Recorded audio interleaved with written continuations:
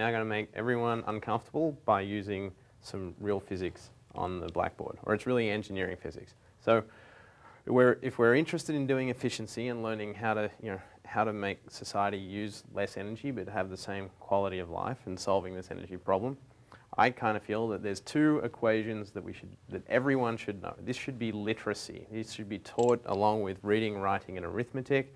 This is energy at its most basic. So the first equation that humanity uses most of its energy or power through is this one. So P equals half rho A CD V cubed. All right.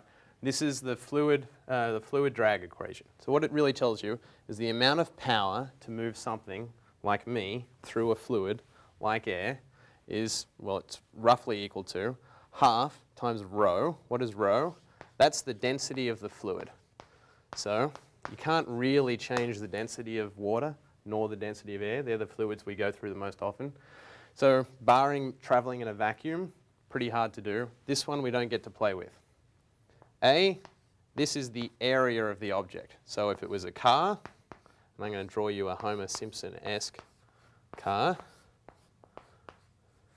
A is kind of this frontal area here. So, you know, that area of the car, that is what A is. And you want to make it small.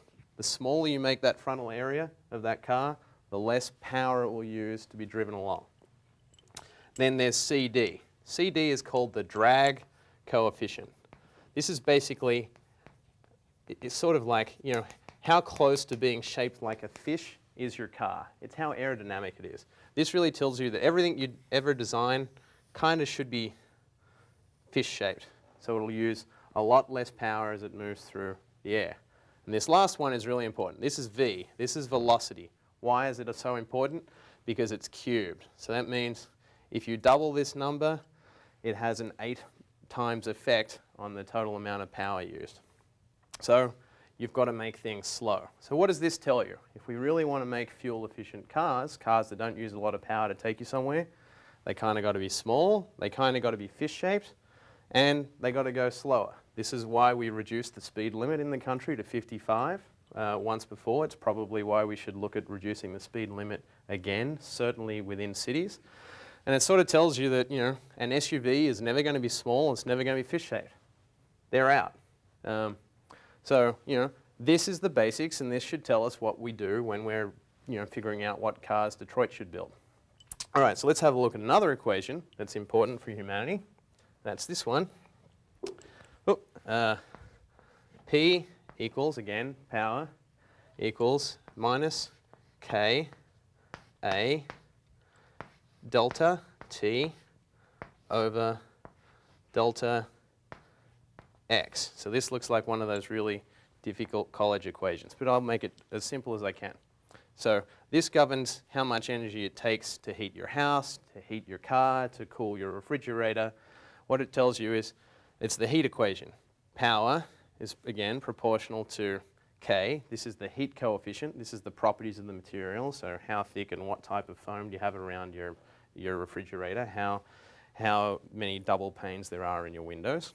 A, this again is surface area, but this time it's the surface area of your whole house. So maybe we have your whole house here. It tells you that the area of all the walls and things, you want to make it as small as possible. So smaller houses with more people in them totally help out here. Delta T, this is the difference in the temperature from inside the refrigerator or inside the house from the temperature outside. So you want to make that as small as possible. And then delta X, this is basically how thick your walls are and how thick your refrigerator insulation is.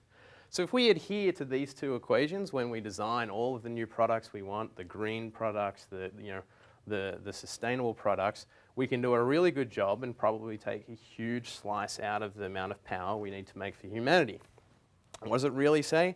You want to make houses that last a long time, that are small in surface area, and you have thick walls and you heat them. You think back a few hundred years, that's how we built houses in Europe. It's partly why Europe uses less energy per person than America does today. And this one again, small cars traveling slowly that are fish-shaped. I actually kind of like that for a future. It also means that roller coasters are an extremely efficient way to get kids to school, and I'm pretty sure we're going to be able to make them do that.